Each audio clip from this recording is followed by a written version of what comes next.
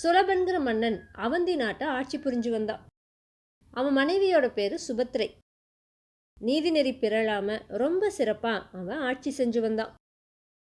ஒரு நாள் அவன்கிட்ட மதுசூதனன் அப்படிங்கிற அந்தணன் யாசகம் பெறறதுக்காக வந்தான்.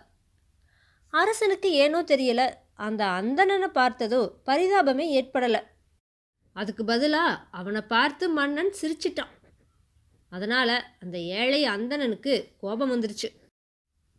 அரசே, என்னை பார்த்து இரக்கம் கொள்றதுக்கு பதிலாக நகைத்து என்னை புண்படுத்திட்ட. பசுவோட பின்பாகத்தை முகர்ந்து பார்த்து பல்லை இழிக்கிற எருதை போல நீ நடந்துட்ட. அதனால் நீ எருதாக பிறக்க கடவுது அப்படின்னு சபிச்சா. அந்த சாபோ சுபத்திரையை கோபம் கொள்ள செஞ்சுது. நீயும் ஒரு அந்தணனா? வேதியர்கள் இப்படி நடந்துக்கவே மாட்டாங்க. நீயும் அவசரப்பட்டு ஒரு கழுதையை போல நடந்துக்கிட்ட. அரசர் நகைத்தது என்னவோ தவறுதான். அதை தவறுன்னு சுட்டி காட்டி நீ திருத்தி இருக்கணும். அதுக்கு பதிலாக சபிச்சிட்ட. அதனால் நீ கழுதையாக பிறந்து அழுக்கை சுமந்து திரிவாயாகன்னு சுபத்திரை அந்த அந்தணனை சபிச்சா. மதுசூதனன்கிற அந்த அந்தணன் இன்னும் கோபமடைஞ்சா. அரசியே, குற்றத்தை உணர்ந்து மன்னிப்பு கேட்பது உன் கடமை. அதை விடுத்து எனக்கே புத்தி சொல்ல துணிந்தாய். அத்தோடு என்னையும் சபித்தாய். அதனால் நீயும் சண்டாள பெண்ணாய் பிறக்க கடவுது அப்படின்னு அவளையும் சபிச்சா. சாபத்தோட பலாபலனை 3 பேருமே அனுபவிக்க தொடங்கி இருந்தாங்க. சுலபன் எருதா மாறினான். ஒரு விவசாயிக்கிட்ட போய் சேர்ந்தான். மதுசூதனன் கழுதையாகி வண்ணான் ஒருத்தங்கிட்ட அடிமையானான். சுபத்திரையோ சண்டாள பெண்ணாகி சேரி ஒன்றில் போய் சேர்ந்தா. 3 பேரும் ஒரே நகரத்தில் பிறவி எடுத்திருந்தாங்க. ஒரு நாள் உழவுக்கு அப்புறமா அந்த எருதை அவிழ்த்து விட்டான் விவசாயி. அதே நேரத்தில் அழுக்கு மூட்டையை சுமந்து வந்த கழுதையும் குளக்கரையில் அழுக்கு மூட்டையை இறக்கியதும் மேய்ந்தபடியே அந்த பக்கமாக வந்துச்சு. சண்டாள பெண்ணும் அதுக்கு பக்கத்திலேயே புல்லறுத்துட்டு இருந்தா. திடீர்னு இடி மின்னலோடு பெருமழை பெஞ்சுது. சண்டாள பெண் ஓடி போய் பக்கத்தில் இருந்த விநாயகர் கோயிலுக்குள்ளே நுழைஞ்சுக்கிட்டா. வயலில் மேய்ஞ்சிட்டு இருந்த எருதும் கழுதையும் கூட அதே கோயிலுக்குள்ளே போய் ஒதுங்குச்சு. சண்டாள பெண் தான் சேகரிச்சிருந்த புல்கட்டை ஒரு ஓரமாக சாத்தி வச்சிருந்தா. நெடுநேரமாக மழை விடாமல் பெஞ்சிட்டு இருந்ததால் அவங்களால கிளம்பி போக முடியலை. கழுதை புல்லை பார்த்ததும் அதுக்கு பக்கத்தில் போய் அதை சாப்பிட தொடங்குச்சு. அதை பார்த்த சண்டாள பெண் கோபப்பட்டா. பக்கத்தில் இருந்த பெரிய கட்டையை எடுத்துட்டு வந்து கழுதையை நல்லா வெளுத்து வாங்கினான். கழுதை தன்னோட பின்னங்கால்களால் எருதை உதைச்சுது. இதனால் எருது கோபப்பட்டு கழுதையை முட்டித்தள்ளுச்சு. அப்போ கழுதை தூர போய் அந்த சண்டாள பெண் மேலே விழுந்துச்சு. கோயிலுக்குள்ள விநாயகப் பெருமானுக்கு பூஜைகளை செஞ்சிட்டு இருந்த முனிவர்கள் அங்கே வந்தாங்க. அங்கே நடந்த கலையபரத்தை பார்த்தவங்க தங்களோட வழிபாட்டுக்கு இடையூறு செய்கிற 3 பேரையும் அடித்து துவைச்சு வெளியே விரட்டியும் விட்டாங்க. வெளியே பார்த்தா மழை இன்னும் ஆவேசமாக இருந்துச்சு. அதனால் மூவராலும் எங்கேயும் போக முடியலை. அந்த ஆலயத்தையே சுற்றி சுற்றி ஓடி வந்தாங்க.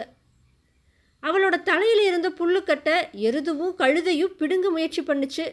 அதனால் அவளோட தலையில் இருந்த புல்லுக்கட்டு சன்னதிக்கு முன்னாடி வந்து விழுந்துச்சு. எருது மற்றும் கழுதையுடைய வாயில் இருந்த புட்களில் 2 விநாயகர் சிலை மேலே போய் விழுந்துச்சு. புல்லுக்கட்டிலிருந்து பறந்து வந்த புல்லானது விநாயகருடைய கிரீடம் மீதும், எருதோட வாயிலிருந்து காற்றுல போன புல் தும்பிக்கை மீதும், கழுதையுடைய வாயிலிருந்து பறந்த புல் விநாயகருடைய பாதங்களிலும் விழுந்துச்சு. இதை பார்த்த முனிவர்கள் சண்டாள பெண் கொண்டு வந்த புல் விநாயகப் பெருமான் மீது விழுந்ததை பார்த்து கோபப்பட்டு அவங்கள விரட்டி அடிச்சுட்டு குடம் குடமாக தண்ணீரை கொண்டு வந்து அபிஷேகம் செஞ்சு மறுபடியும் பூஜைகளை செஞ்சாங்க. பொழுது விடிஞ்சப்ப மழை நின்றுடுச்சு. வெளியே அந்த சண்டாள பெண்ணும் எருதும் கழுதையும் இறந்து போய் கிடந்தாங்க. அந்த 3 பேரையும் அழைச்சிட்டு போகிறதுக்காக விநாயகப் பெருமான் விமானத்தை அனுப்பியிருந்தார். அந்த விமானத்தில் மூவரும் ஏறியதை பார்த்த முனிவர்கள் தேவகணங்களை பார்த்து, தேவகணங்களே, இழிப்பிறவிகளான இவர்களுக்கு இந்த பாக்கியம் எப்படி கிட்டியது அப்படின்னு கேட்டாங்க. தேவகணங்கள் அதுக்கு, முனிவர்களே, அருகம்புல்லால் விநாயகரை பூஜித்த பலனை பெற்றதால் மானிட பிறவியை விடுத்து தெய்வீக சரீரம் பெற்று வானுலகம் செல்லுகின்றனர்னு சொன்னாங்க. முனிவர்களால் இதை ஏற்றுக்கவே முடியலை. தேவகணங்களே, காற்றடித்ததால் தான் அவர்களிடமிருந்த புட்களில் ஒன்று பறந்து போய் விநாயகர் மீது பட்டது. ஒரு அருகம்புல் விநாயகர் மீது பட்டதற்கே இத்தனை பெரிய பதவி கிடைக்கும் என்றால் நாளெல்லாம் அருகம்புல்லால் அர்ச்சனை செய்பவர்களுக்கு எத்தனை பலன் கிடைக்கும் அப்படின்னு கேட்டாங்க. அதுக்கு தேவகணங்கள் என்ன சொன்னாங்கன்னா, தாபரம்னு ஒரு நகரம் இருந்துச்சு. அதோட தென் பக்கத்தில் பனைமரங்கள் நிறைந்த தோப்பு ஒன்று இருந்துச்சு. அந்த தோப்பில் கவுண்டின்யர்ங்கிற முனிவர் வாழ்ந்து வந்தார். அவரோட மனைவி பேர் ஆசிரியை. இவங்க 2 பேரும் மிகச்சிறந்த விநாயகர் பக்தர்களாக விளங்குனாங்க. முனிவர் தினமும் காட்டுக்கு போய் அருகம்புட்களை சேகரித்து வந்தார். 10,000 அருகம்புட்களால் விநாயகப் பெருமான தினமும் அர்ச்சனை செய்து வந்தார். இந்த உலகத்தில் எத்தனையோ மலர்கள் இருக்க, அதையெல்லாம் விட்டுட்டு அருகம்புட்களை மட்டும் கொண்டு தன்னுடைய கணவர் பூஜைகள் செய்கிறது எதனால் அப்படின்னு அவரோட மனைவி ஒரு நாள் கேள்வி கேட்டா. பிரியே, அதனுடைய மகிமை பற்றிய வரலாற்றை சொல்லுகிறேன் கேள் அப்படின்னு சொல்லி முனிவர் அருகம்புல்லுடைய வரலாற்றை சொல்ல ஆரம்பித்தார். ஒரு தடவை யமதர்மராஜன் தன்னுடைய சபையில் தேவமங்கையருடைய நடனத்தை பார்த்து கழித்து கொண்டிருந்தார். அப்போ திலோத்தமையோட மேலாடை நழுவி விழுந்துருச்சு. இதனால் நாணம் ஏற்பட்டு அவள் ஓடிப்போய் மறைஞ்சுக்கிட்டான். ஆனால் அவளோட பருவ அழகை பார்த்து விட்ட யமதர்மராஜன் விரகதாபம் அடைஞ்சார். அந்த சமயத்தில் அவரோட வீரியம் வெளிப்பட்டுருச்சு. அதிலிருந்து கொடூரமான அரக்கன் ஒருத்தன் தோன்றுனான். அவனோட தோற்றத்தை பார்த்தவங்க எல்லாம் பயந்து போய் 4 பக்கங்களிலும் சிதறி ஓடுனாங்க. அந்த அரக்கனோட பேர் அனலாசுரன். அவன் தேவர்களையெல்லாம் அடித்து நொறுக்க ஆரம்பிச்சா. தேவர்கள் எல்லாரும் கொடுமையை தாங்க மாட்டாம நாராயணன் கிட்ட போய் முறையிட்டாங்க.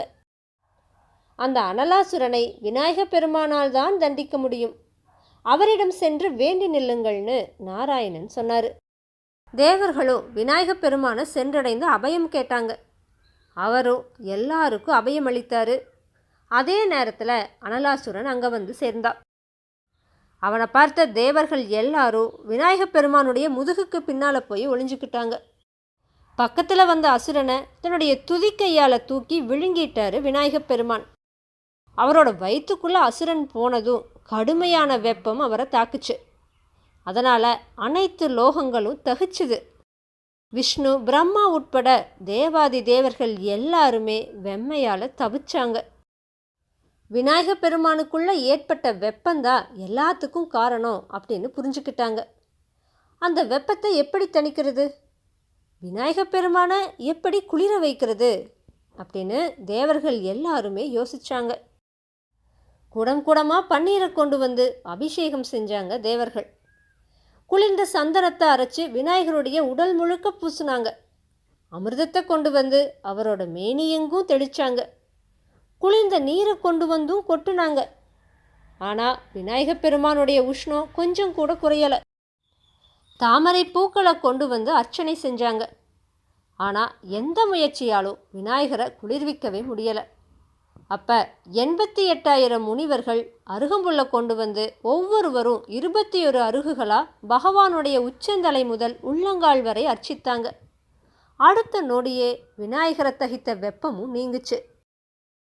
விநாயக பெருமான் அவங்கள பார்த்து, முனிஸ்ரேஷ்டர்களே, உலகத்தில் உள்ள அனைத்து பொருட்களையும் கொண்டு என்னை குளிர்விக்க பார்த்தாங்க, ஆனால் முடியலை.